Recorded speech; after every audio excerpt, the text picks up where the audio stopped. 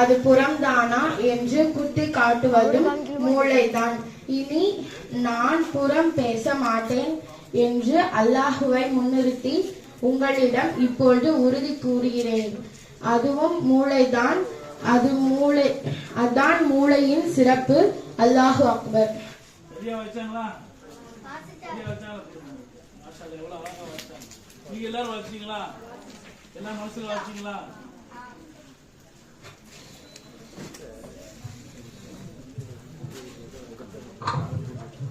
இப்ப என்னன்னா தப்பு தப்பா போட்டுருக்குதான் வாசிக்க முடியாது.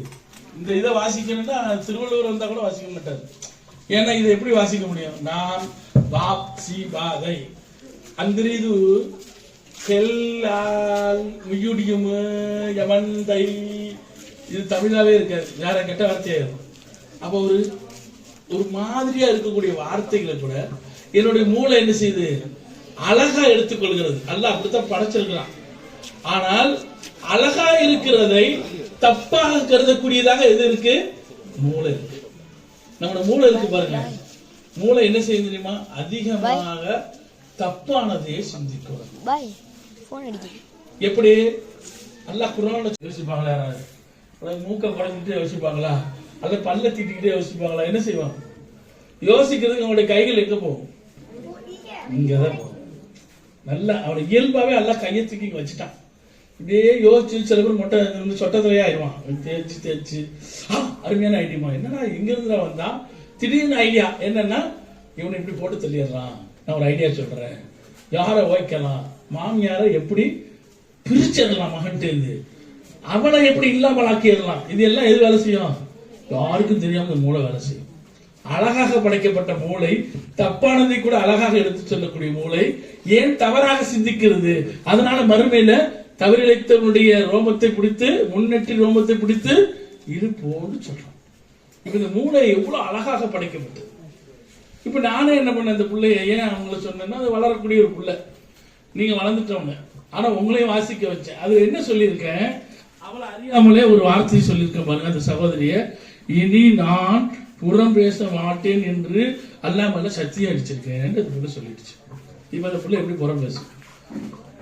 சிக்கல்ல மாட்டி விட்டுருக்க, அதுக்கே தெரியல. அது உற்சாகமா வாசிச்சிருச்சு. என்ன சொல்லியிருக்கு? நான் இனி என்ன செய்ய மாட்டேன், அல்லாமல சத்தியமா பேசிச்சுன்னு அல்ல விட மாட்டான். இதை தூக்கி காப்பி எடுத்து போட்டுருவான். அதனால இந்த பிள்ளை திருந்துறதுக்கு ஒரு அழகான ஒரு வாய்ப்பு. இனி அம்மா புறம் பேசினா கூட அம்மா என்ன செஞ்சிடணும்? பேசாதே என்று சொல்லணும். புறம் பேச வேண்டும். மூளை அப்படித்தான். அது இல்லாம மூளையினுடைய ஒரு பகுதி தான் 5% மட்டும்தான் அது யூஸ் ஆகும். மூளையினுடைய அத்தனை பகுதியிலையும் 5%, மற்றதெல்லாம் சிக்னல். அது காட்டினா ஆச்சரியமா இருக்கும். இது ஒரு ரவுண்ட் அடிச்சுட்டு வந்தால் அந்த பூமியை ஒரு ரவுண்ட் அடிச்சுட்டு வர அளவுக்கு அதனுடைய நரம்புகள் இருக்கு, அதனுடைய வளிமண்டலங்கள் இருக்கு, அதுல சிக்னல்கள் இருக்கு. உனக்கு என்ன செய்யுது காலு, கை, மூக்கு, முதுகுல எவனா சொல்லினான்னு எதாவது சொல்லணும். முதுகுல ஒரு பூச்சி ஓடுதுன்னு நமக்கு எது அறிவுறுத்துமா? மூளை தான் அறிவுறுத்தும். சுபஹானல்லாஹ். அந்த மூளைய நம்ம எப்படி பயன்படுத்துவோம் தெரியுமா? இப்ப சூரா படிக்க சொல்றோம். ஒரு சூரா யாசின் ஓதுமா? தெரியல. காஃப் ஓதுமா? தெரியல. வேற தாகா ஓதுமா? தெரியல. ஆனா சபீஸ் ரபிக்கலாம் ஓதுமா? தெரியல. அல்லா தாக்கா நானக்கத்தான் தெரியும். அல்லா தாக்கா தெரியாது. அல்லா தாக்கா அத்தா அத்தான் அத்தாவை நினைச்சு போயிடும். ஏன் உள்ள வரமாட்டேங்க? கேட்டா என்ன சொல்றாங்க? பாய் எனக்கு மனன சக்தி இல்ல பாய். எதிர்நீச்சல் எபிசோட் நம்பர் 1 அதுல என்ன காட்சி வருகிறது தெரியும். நாய்தாராவா அது பேர் என்ன பேரா? நாய்தாராவா பெய்தாரா நடிகை பேர் என்னவா? எவ்வளவு அழகா சொல்றீங்க பாருங்க. நயன்தாரா தெரிகிறது. ஆனா நபி ஸல்லல்லாஹு 4 மகள் பேர் தெரியுமா? தெரியாது. 4 பேருக்கு தெரியும். மத்த நாய்தாரா பேர் தெரியுது. 3சா 4சா 5சா பேர் தெரியுது. இது ஏன் தெரியுது? இதெல்லாம் மண்டையில இருக்கு. சினிமா பாட்டு பாட சொல்லுங்க. 2 மூதேவிங்க படிச்சுட்டு அழைது பாருங்க. ட்வின்ஸ் 2 பேர்ல ஆட்டம் போட்டு நாசமா போய் நத்தக்கொலியா போவாங்க. நத்தக்கொலி அது அல்லாஹ் காப்பாற்றணும். அதுல அவ்வளவு அசிங்க இஸ்லாத்துக்கு கெட்ட பேர். என்ன காரணம்? தாயை பக்கத்துல வச்சு ஒருத்தி சொல்றா எனக்கு ரோல் மாடல் யார் தெரியுமா? சிவகார்த்திகேயன். அல்லாஹ் ரஹ்மானே. ஆனா நீ யார ரோல் மாடலா வச்சிருக்கணும்? நபி ஸல்லல்லாஹு அலைஹி வஸல்லம் ரோல் மாடலா வச்சிருக்கணும். ஆசியா அலைஹிஸ்ஸலாத்தை வச்சிருக்கணும், மரியம் அலைஹிஸ்ஸலாத்தை வச்சிருக்கணும். யார? வீணா போன சினிமா நடிகர்கள். யாரா? ரோல். நீ அவனோட ஒரு நேரம் பேசி பாரு, அடுத்த நிமிஷம் அவனை என்ன செய்வான்? அஸ்தக்ஃபிருல்லாஹ் அலீம். அல்லாஹ்வுடைய தூதருடைய கைகள் ஒரு பெண்கள், அந்நிய பெண்கள் மீது, ஒரு பெண்கள் மீது என்ன செஞ்சது கிடையாது. அதுதான்டா ரோல் மாடல். பெண்ணை பெண்ணா பார்த்தாங்க, அவங்கள பெண்ணை உயர்வாக்குனாங்க. அல்லாஹ் முபஸ்ஸிரான்னா அது நற்செய்தின்னா. துர்ச்செய்தியாக்கக்கூடிய சினிமா நடிகர்கள் பின்னாடி ஆட்டம் பாட்டம் போட்டுக் கொண்டிருக்கக்கூடிய அத்தனையும் எங்க பண்ணணும்? இங்க மனம். பாட்டா சூப்பர் பாட்டு போடு, ஏழை இல்லங்கடியோ ஆள் இல்லங்கடியோ, அவங்களே வாரா ஒஸ்தாவா என்ன இலவலாமா பாட்டு, அவ்வளவு மனப்பாடம். யாருக்கு? பாட்டி அம்மாவுக்கு மனப்பாடம், அம்மாவுக்கு மனப்பாடம், மாமியாருக்கு மனப்பாடம், சேர்ந்தே பாடும், குடும்பமே சேர்ந்து பாடும். ஆனா சபீஸ் மரபிக்கலால ஓதுனா இல்லை. ஒரு வீடியோல என்ன வந்ததுன்னா, ஒரு மாமாக்காரர் அவர் என்ன பண்றாரு, பையனை, சின்ன பையனை கூட்டு போறாரு. கூட்டு போன உடனே போர் அடிக்குதுன்னு அவர் என்ன செய்யறாரு, அவன் மீதி பாட்டை அவனே பாடுறான். உன்னை நான் செஞ்சுட்டேன், அவன் மீதியை முடிச்சிடறான். இப்படி ஒரு 10 பாட்டு எடுத்தான், ஒரு அரபி பாட்டு எடுத்தான், அதையுமே வட்டிக்கிறான். அப்புறம் என்ன செஞ்சாரு, அலிஃப் லாம் மீம் இங்கேயும் முடிச்சான். தன்ஜீல் கிதாபுன் தொகை போட்டான். தெரியல, சினிமா தெரியுது, பாட்டு தெரியுது, எது தெரியல? மூளை. மூளையில உள்ளத என்னைக்கு செல்போன்ல ஃபுல் ஆயிடுச்சோ அப்ப ஒரு மெசேஜ் வரும். என்ன வரும்? என்ன சார்? ஸ்டோரேஜ் நீ டெலிட் பண்ணு. சில வீடியோவை, சில வாய்ஸ, சில மெசேஜ்களை என்ன செஞ்சிரு, டெலிட் சம் டேட்டா சொல்றோம். உங்களுக்கு குர்ஆனை மனனம் செய்ய வேண்டுமா? அல்லாஹ் தந்த மூளைக்கு நீங்கள் நன்றி செலுத்த வேண்டுமா? குர்ஆனை மனனம் செய்யுங்கள். குர்ஆனை மனனம் செய்ய வையுங்கள். உங்க பிள்ளைகள் இன்னைக்கு காயில் பண்ணதுல பாத்தீங்கன்னா ஹாஃபிலாக்கள் அதிகம். ஹாஃபிலாக்கள் வீட்டுக்கு விட யார் இருப்பா? குர்ஆனை மனனம் செஞ்ச ஒரு பிள்ளை இருக்கும். இங்க யாரு மனனம் செஞ்சிருக்கா? ஹாஃபில் குர்ஆன் யார் இருக்கா? இல்லை. உங்க பிள்ளைய குர்ஆனை மனனம் செஞ்சவங்கள மாத்துங்க. வயசான ஒரு 60 வயசு பெண்மணி கடைசியாக மனனம் செஞ்சு முடிச்சாங்க குர்ஆனை முழுசா. அதுக்கு காரணம் என்ன? சினிமா, சீரியல், போடுறோம், கதை எல்லாத்தையும் விடுங்க.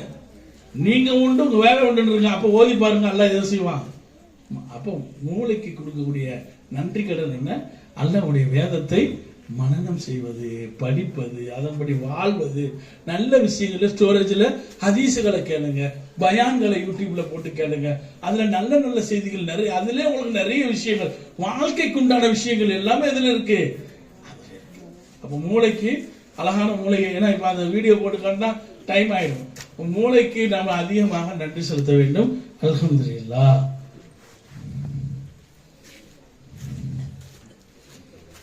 இது கண்கள், இது கண்கள். இந்த பிள்ளை கூப்பிடுங்க. வேற அழைச்சு அல்லா பேசும்போது சொல்லுவானா, நீ இந்த பூமியில என்னெல்லாம் செஞ்ச. இந்த பிள்ளைய வச்சுக்கிட்டு அல்லா என்ன சொல்லிட்டான், எங்க அம்மா எதுவுமே கேவலப்படுத்தல. இவர் வேலை சொல்லி இருந்தா என்ன ஆயிருக்கும்? அம்மாவுக்கு வேதனை, மற்றவங்க எல்லாம் பார்த்துட்டாங்களேன்னு. அப்ப அந்த அம்மா என்ன செய்யணும்? ஒரு வேலை பார்த்து இருந்தால் என்ன செய்யும்? அல்லாவுக்கு நன்றி செலுத்தியா, அல்லா என் மானத்தை நீ இனி நான் ஒரு காலம் என்ன செய்ய மாட்டேன்.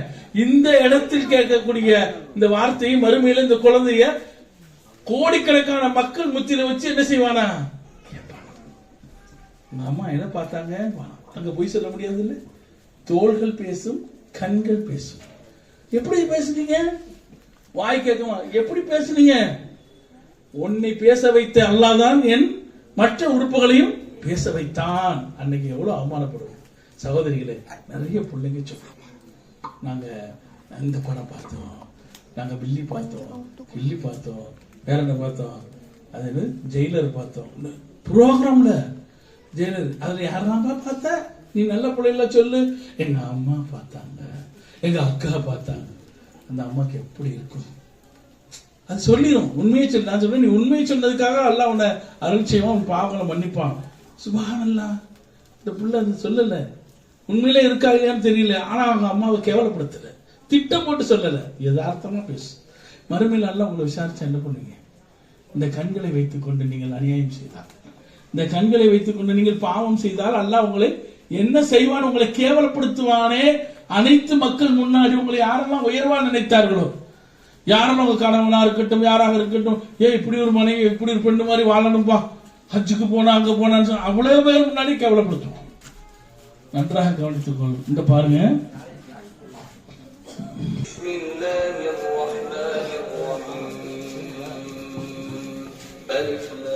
முஆத் என்று சொல்லக்கூடிய ஒரு 12 வயசுல உள்ள சிறுவன், கண் பார்வை தெரியாது. அவரு முழு குர்ஆனை மனனம் செய்கிறார். நல்ல கவனிங்க, யாரு யாரு?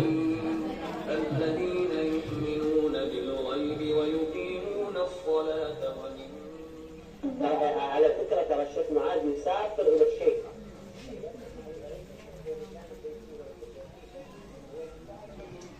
அவரு குர்ஆனை மனனம் செஞ்சுட்டு தௌர் கொடுக்கிறார். தௌர்னா மனப்பாடம் பண்ணது போய் என்ன செய்யணும்? ஒப்பிக்கணும். திரும்ப திரும்ப 10 தடவை ஒப்பிச்சாதான் பட்டம் கொடுப்பாங்க ஹாஃபில். அவர் கொடுக்க போகும்போது அவர் கேட்கிறார், நான் 6 நாட்கள் வாரேன்னு சொன்னாலும் அவர் என்ன செய்ய மாட்டாரு, அவர் 3 நாளுக்கு வந்தா போதும் பாரு. 3 நாள் நீ சொல்லு, ரொம்ப தூரமா போவார் இவர். அங்க போனா சில நேரத்தில் ஒரே ஒரு வசனத்தை மட்டும் கேட்பார், கேட்டு போ அப்படின்றார். அவர் ரொம்ப வருத்தப்படுறார், இந்த பையன் நான் இவ்வளவு தூரம் போறேன், ஒரு வசனம். இவர் சொல்றாரு, ஒரு வசனமா அப்படின்ட்டு என்னால விளையாட கூட முடியல. அப்ப இவர் துவா செய்யறாரு, நான் உனக்காக என்ன செய்யறேன், துவா செய்யறேன்.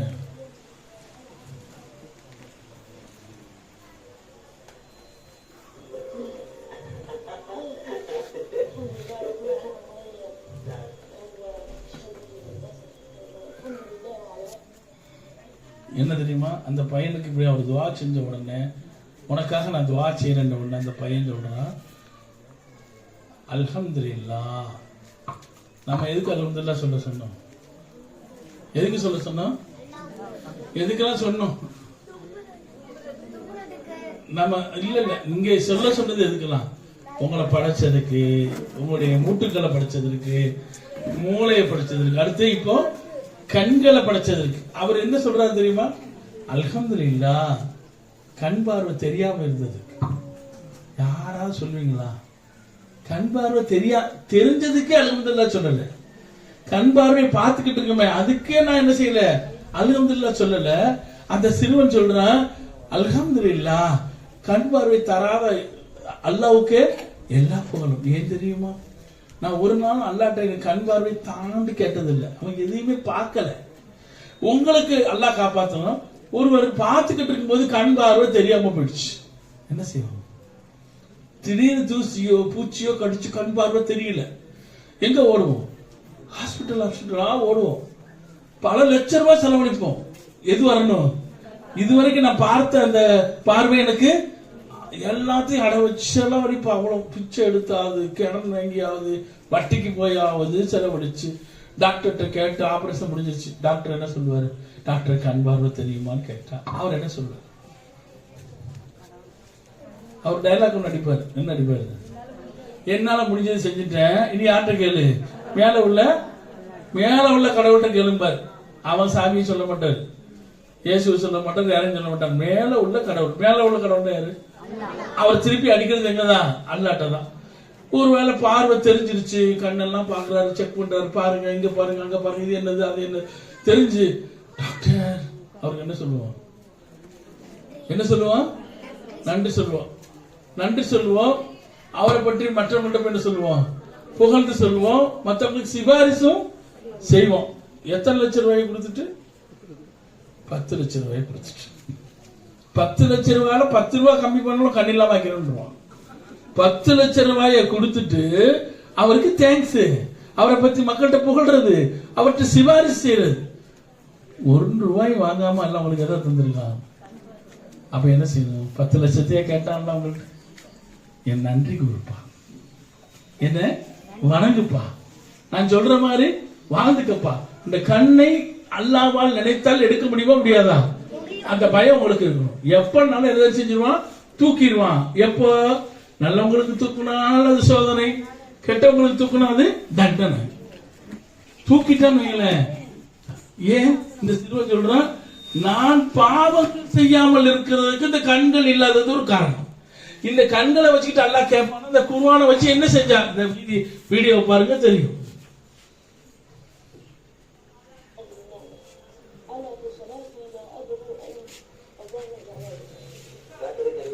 அவர் அழுதுருவாரு இப்படி சொன்ன. ஏன்னா இவருக்கு கண் பார்வை இருக்கு.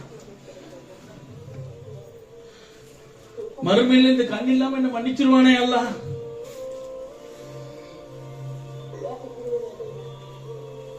அல்லது என்ன தண்டிச்சு அதை குறைச்சிருவான தண்டனைய. இந்த குர்ஆனை வைத்துக் கொண்டு நீ என்ன செஞ்சான்னு கேட்பான மறுமையில. குர்ஆனை ஓதல, மனப்பாடம் செய்யல, அந்த பொருள் அறிஞ்சு படிக்கல, வாழவும் இல்ல. அந்த கண் பார்வையை இந்த உலகத்தில் தந்த அல்லாஹ் சொல்லுகிறான்.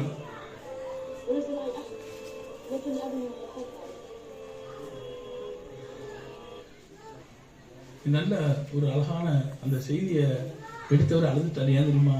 என்ன அல்லாஹ் தண்டிப்பான இந்த கண்களை வச்சு எவ்வளவு சினிமாக்கள், எவ்வளவு சீரியல்கள். கண்கள் அதற்காக படைக்கப்பட்டது. எதற்காக? நன்மை செய்வதற்காக. அந்த கண்களை வச்சுட்டு நல்லது செய்யணுங்கிறதுக்காக தான் எல்லாம் படைச்சிருக்கிறான். நான் அவ்வளவு பாவத்தை செஞ்சு அசிங்கத்தை செஞ்சுட்டு இதெல்லாம் வாங்கி வச்சுக்கிட்டு நான் எங்க போறேன்? சொர்க்கத்துக்கு போறேன் என்றா அல்லாஹ் மன்னிக்கவே மாட்டான். அவன் அந்த கண் பார்வையை கேட்காம இருக்கிறதுக்கு அல்லாஹ் என்ன மன்னிக்கணும். நான் இந்த குர்ஆனை வச்சு என்ன செஞ்சேன்னு அல்லாஹ். குர்ஆனை ஓத தெரியாதவர்கள், இதுவரை குர்ஆனை பார்த்தது கிடையாது, ஓதுறது கிடையாது.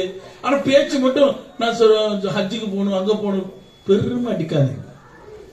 அல்லாஹ் கண்டிப்பா அந்த கண்களை வைத்துக் கொண்டு அல்லாஹ் சொல்லுகிறான், கண் பார்வை இருந்தும் குருடர்களாக இருக்கிறார்களே அவர்களை மறுமையில் குருடர்களாக எழுப்புவோம்.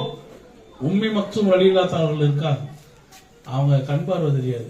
அவங்க சொல்றாங்க, யாரா சொல்ல என்ன பார்த்தா சொல்லுது, எனக்கு இங்கே இல்லையே, அங்கேயுமா இல்லை. இல்லை இல்லை, கண் பார்வை இருந்தும் குருடெல்லாம் இருக்கான. கண் இருக்கும் ஆனா குருட்டரமா இருக்கானே. குர்ஆனை பாக்குறது இல்ல, வாழ்றது இல்ல, நல்லதை பாக்குறது இல்ல, கெட்டதை பாக்குறது.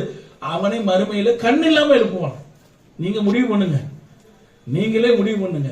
எனக்கு அல்லாஹ் கண் பார்வையோட எழுப்புவானா மாட்டானா? ஆனால் கண்டிஷன், இதால சினிமா, சீரியல், கூத்து, கும்மாளம், ஆபாசம், கண்டது கடி இதெல்லாம் நான் பார்த்திருக்காவிட்டால் மறுமையில எதோட எழுப்புவான்?